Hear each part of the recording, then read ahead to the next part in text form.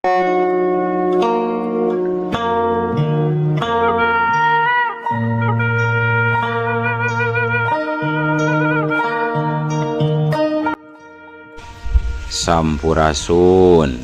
Wadia Balad ATE official di mana wae ayana. Alhamdulillah wa syukru ala ni'amillah kalayan diwuwuh ku Qobul anu maha agung dibarengan ku pangijabah anu maha kawasa diiring ku kadeudeuh kanyaah Gusti anu maha suci urang ayeuna dugi kadangat ayeuna masih keneh tiasa ditepang dangukeun deui dina acara anu matuh kamemet urang sadayana nyatana dina pagelaran dongeng Sunda jejer carita paeh marakayangan ayeuna bagean anu ka opatnanya pamiarsa.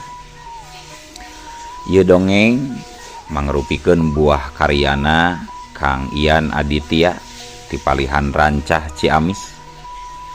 Kangge Kang Ian ngahaturkeun rewuh laksaketi kabingahan rehna parantos ngintunkeun naskah sekaligus ngawidian mamang kangge medar ieu dongeng dina Kandaga ATE official ieu.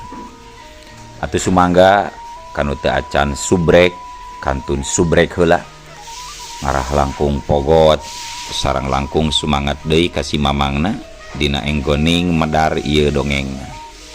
Nging hilap di like di komennya nu saseueur-seueurna lainna naon mamang masok bingah kitunya upami maosan komentar-komentar ti para wargi sadayana teh.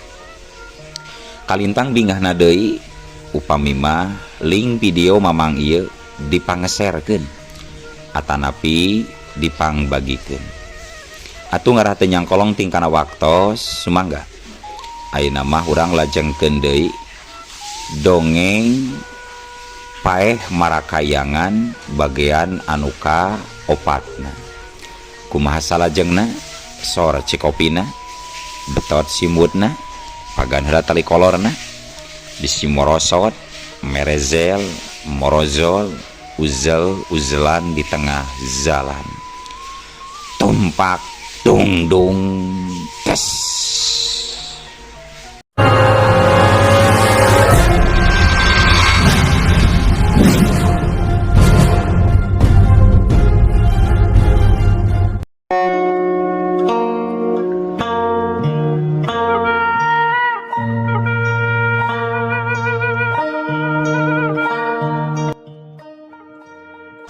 Para wargi sadayana aya meureun kana setengah jamna Mang Eso jeung opat pamuda ngareureuh. Nu satuluyna saenggeus kawani jeung pangacianana pada parulih deui bebersih teh dituluykeun kana teras. Ujang pode harita nyapuan ka kabul anu geus ngagunduh. Sateka polah dibersihan najan rada hese beleke sabab aya sabagian anu teuas alatan saking kulilana. Sabot keur anteng-anteng sasapu dina palebah ke kebul anu can kasapukeun mata Ujang pode teu sirikna dipolototkeun nalika nenjo aya tapak suku.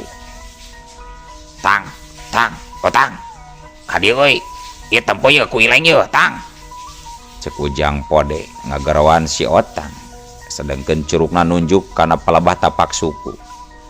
Ya Allah aya tapak suku geuning jang cek si otang semu kaget. Pogo aing mah yakin tang euy di mah ieu teh loba jurigan. Duh kumaha atuh nya ayeuna urang rek balik deui da kagok da geus diburuhan ieu teh ku pakudahlan coba era deui da ieu teh beurang sing sanajan nyebutkeun aya jurig oge da moal percayaeun atuh batur teh tang euy. Kumaha atuh nya si otang malik nanya bakatku bingung jeung sieun. Tekung silila Ti jero imah kadenge aya nu ngetrokan panto.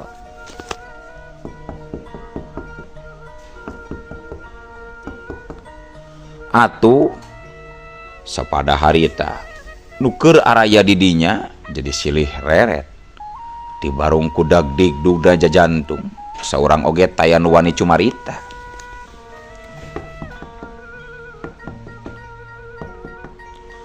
Sorane kekotrok bukit tarik disusul ku ngulu trakna gagang panto persis kawas aya nemukakeun ti jero. Krek panto ngabuka saeutik selengseng tina sela-sela panto anu melenge nyambuang bau hanyir getih menisa ujratna dibarengan ku sora awewe ceurik kanyerian.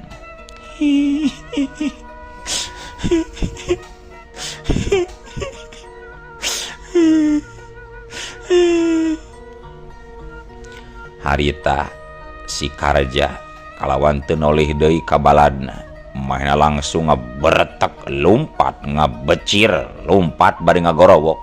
Jurik jurik aya jurik mewek euy aya jurik riwa. Sedangkan si Otang manehna kalah ngagabrug ngarontok ka Mang Eso. Atuh puguh we duanana jadi ngagedebut labuh tumpang tindih.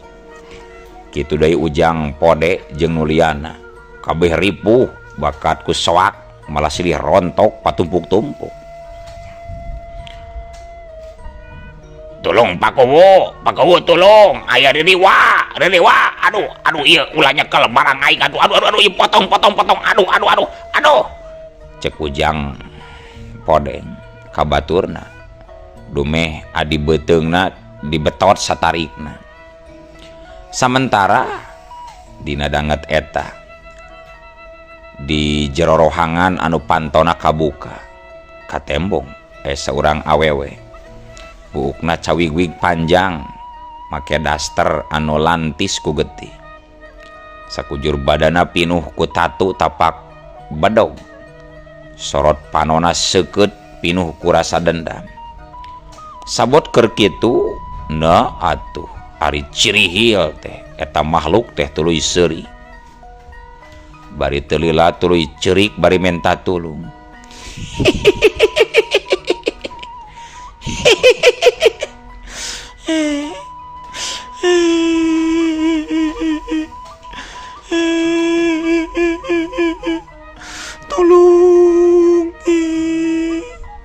Tolong sababaraha detik kaharep anu ceurik les leungit teu kadenge deui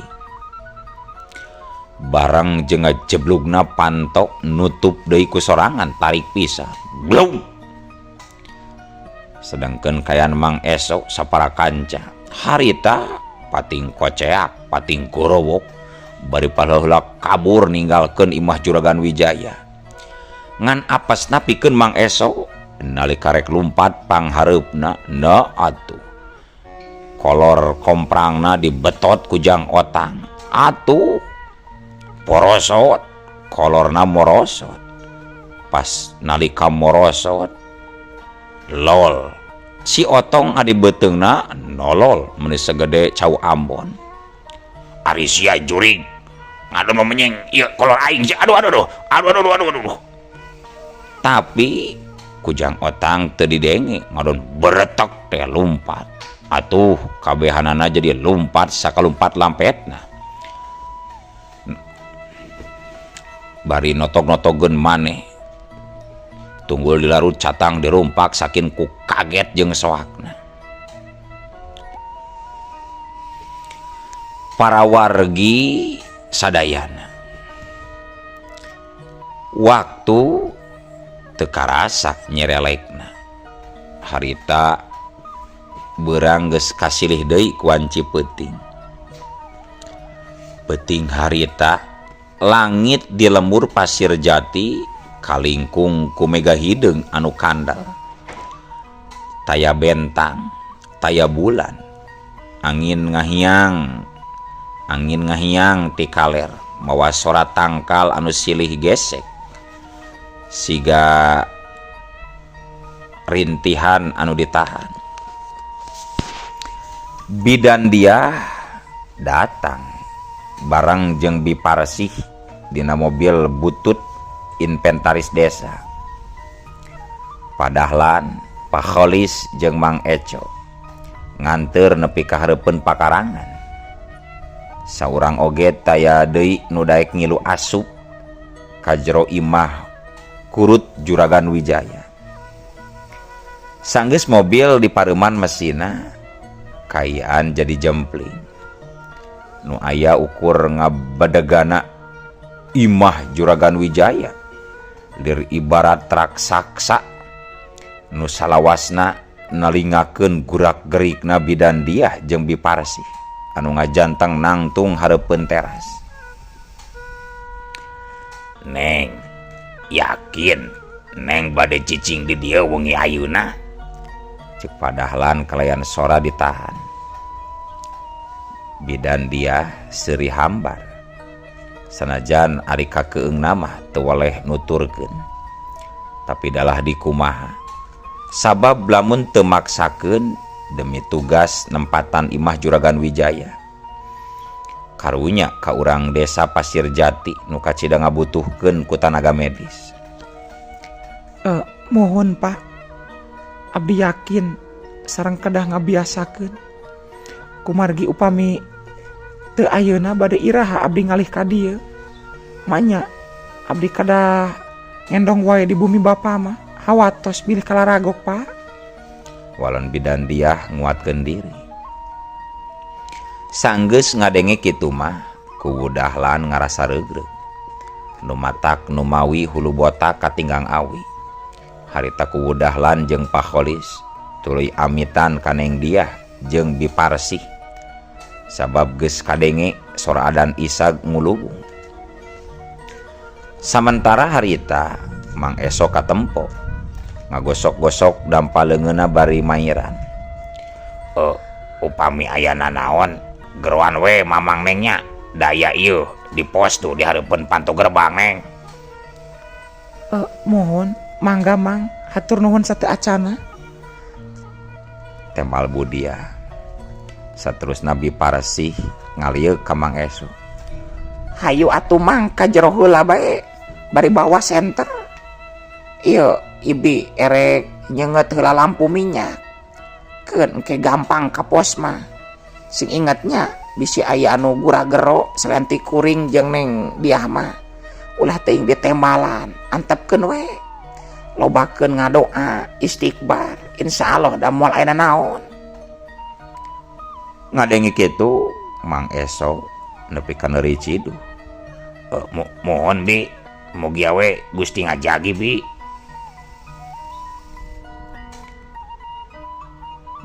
Ngareketna panto nu dibuka ku Biparsih kadengena percis sada tulang anu remuk.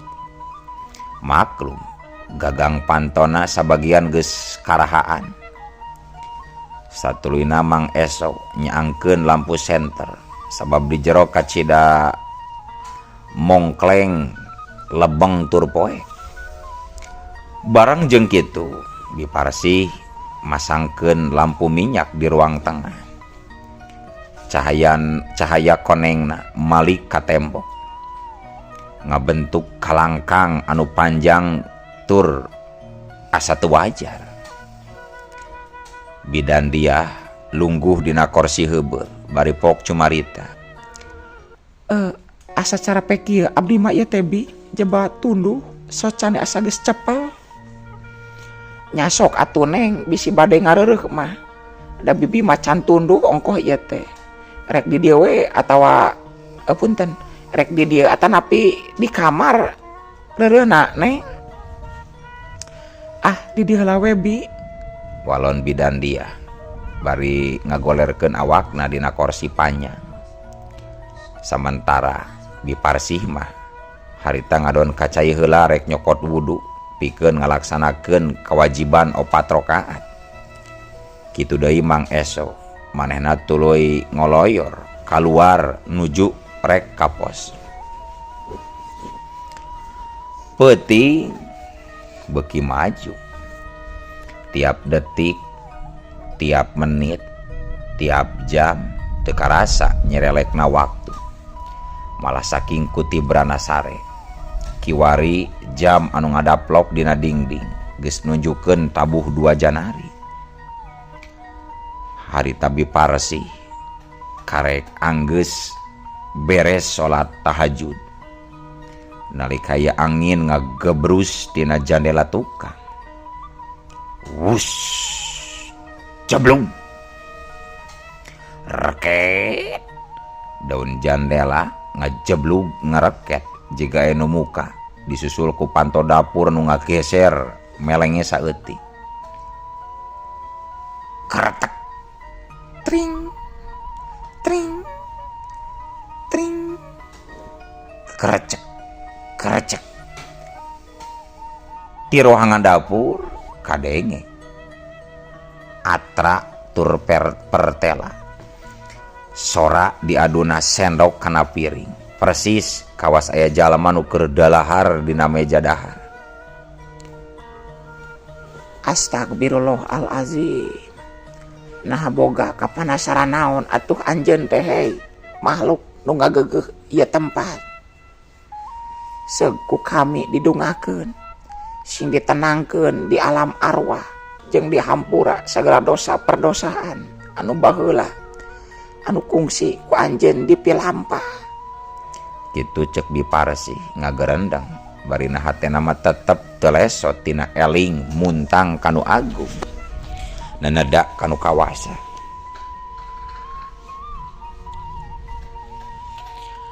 Dina pada harita nalika Biparsih karek anggeus ngagerendang kitu na atuh ari seor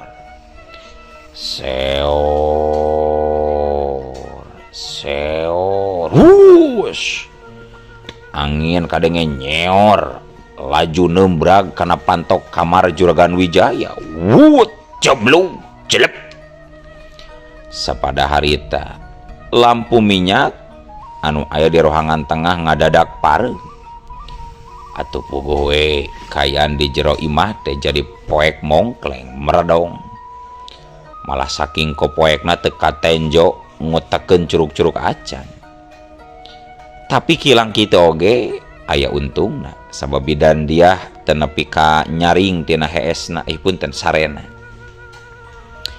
Dina sajeroning poek eta Biparsih ngadenge plak plak plak plak kadenge sora nu leumpang sorana sada make sandal kai.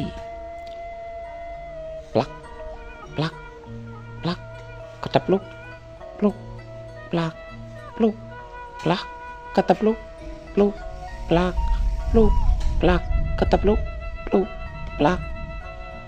Eta sora nu make sandal kai teh kadenge ngadeuketan malah beuki lila beuki deukeut ka Biparsih. Di satukangeunana napas berat ngehambur kana tak-tak na Biparsih karasa semu tiis. Sateka pola Biparsih ngetrukeun sakabeh pangabisana bari terus nyebut asma Allah. Allahu Akbar. La haula wala quwata illa billahil aliyyil azim. Kalayan teu sakara-kara lampu minyak anu tadi parem teh kiwari jadi bray. Ngagebray caang hurung deui ku sorangan. Bareng jeung hurungna lampu minyak Kolebat, jeleng. di pelebah pojok anu remeng-remeng anu ngolebat laju nangtung sasosok jirim lalaki anu pinuh ku getih. Panona katempo layu, beungeutna pias, bajuna pinuh ku bacretan getih, awakna racak tapak bedog. Nempo kayaan kitu Biparsih rikat ngawurkeun rajah kana teh bari gegerenyeman. Gera balik anjeun kadunya kalanggengan. Ulah rek ngagoda, ngadoja, ngarencana. Sabab kami sabab urang pada boga alam masing-masing. Nyingkah jung ka Sabrang ka Palembang meuli kurupo atawa meuli empe-empe ulah ketang banjir ayeuna mah. Nalika Biparsi enggeus kunyam-kunyemna gerenggeng aya sora ngagerenggeng, sora angin anu nyeok di saluareun imah. Lapat-lapat sora jeritan jeung ngajelegerna sora bedil aweuhan minuhan sahengna peuting wanci kajanarinakeun. Sedengkeun makhluk nu tadi nembongan kiwari geus eueuh tapak-tapakna acan.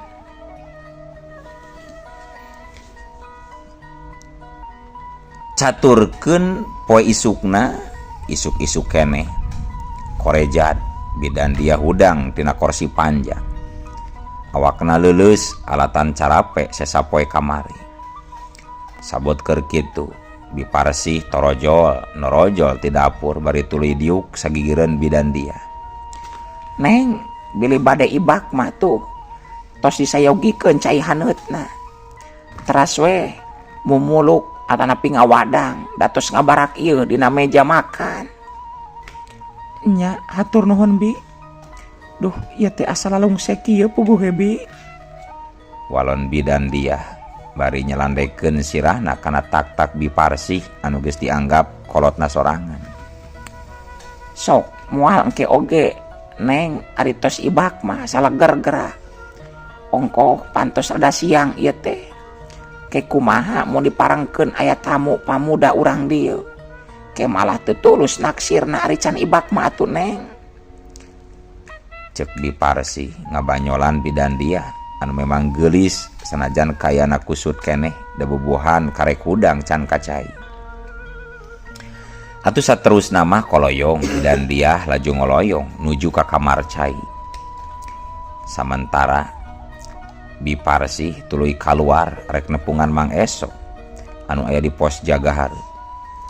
Tapi barang geus nepi ka pos ana gebeg deh. Biparsi kacida kagetna waktu nempo kayan Mang Eso anu kaku matung jiga arca di hareupeun panto.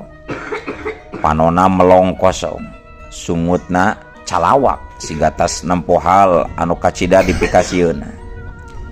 Jeung deui aya nu matak Biparsi ngarasaan nalika dina baju Mang Eso palebah dadana aya tulisan beureum jiga guratan tina getih anu unina kieu. Wiragati. Leng Biparsi ngahuleng ngaraga menang. Sabab teu ngarti kana naon maksud eta tulisan. Uteukna muter mikir sangkan bisa maca kana eta perkara.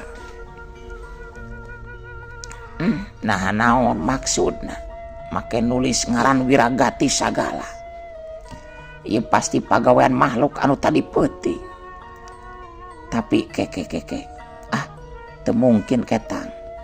Sabab kapan nurutkeun katerangan Pakuwu mah anu boga ieu imah teh Juragan Wijaya. Hayang nyaho isukan mah mun geus nyalsek rek ditanyakeun we ka Pakuwu dahlan. Didinya Biparsi terus nepak pipi Mang Eso bari dijampe plat kalayan tekung silila kerejet. Mang Eso usik ngerejet. Panona ngereceum waktu sadar yen di hareupeunna geus aya Biparsi. Astagfirullah, Bi. Aduh. Beting teh kuring ngimpi, Bi. Ngimpi naon atuh Jang Eso? Eta ngimpi disampeurkeun ku saurang lalaki, tapi awakna pinuh ku tatu tapak pedog, Bi. Geus kitu teh manehna ngadon nulis tadi na dada kuring, Bi. Cek Mang Eso bari bibiri gidigan. Sing tenang Mang, sing tenang. Cek bibi oge lobakeun eli sangkan eueuh nu ngaganggu. Keun insyaallah isukan oge nyaho maksudna eta tulisan. Ayeuna mah leuwih hade mending ka ditu we ngopi heula. Da ibi tadi geus sasadiaan di dapur jeung opieun. Oh nya nuhun pisan tuh Bi, kiatunya uing rek mandi heula sakedeung Bi ngarah kasep. Cek Mang Eso bari ngaleos nuju ka kamar mandi nu aya di satu kangen pos. Caturkeun wanci kabeurangnakeun minangka poe anu munggaran bidan dia ngabakti di Pasir Jati. Sanggeus kajadian tadi peuting anu matak ngagenjleungkeun beja ngeunaan Mang Eso kapanggih tilem kaku di hareupeun Imah Juragan Wijaya. Beja eta gancang sumebar ka sakuliah lembur. Warga Pasir Jati ngariung di buruan ngayakeun paguneman nyaturkeun ngeunaan kageuman di imahna Juragan Wijaya. Poe eta bidan dia sanajan carape keneh oge tapi pikeun dirina teu jadi halangan harungan dina ngamimitian tugasna. Kalawan make saragam bodas buukna dibeungkeut rapih. Harita bidan dia katempos sumangat pisan nyiapkeun sagala kaperluanana. Kitu deui Biparsi milu ngabantuan nyiapkeun alat-alat kabidananana diasup-asupkeun kana kantong jeung koper leutik. Neng, mudah-mudahan we poe ieu jadi poe nu hade dina ngamitian tugas gawe. Bibi teu weleh ngadungakeun supaya Neng aya dina kalancaran tur aman salamet. Cek Biparsi bari masang infus set kana tas.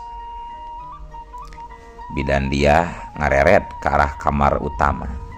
Kamar anu peuting mangkukna loba nu nembongan hal anu ararane. Amin.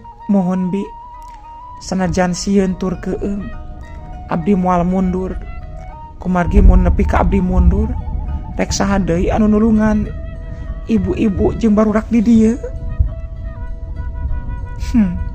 Tah, eta kitu pisan sarasa maneh. Tekung silila nalika panon poe mimiti naik. Kana panto aya nu kaketrok dibarengan ku sora lalaki ngageruan Bu Bidan.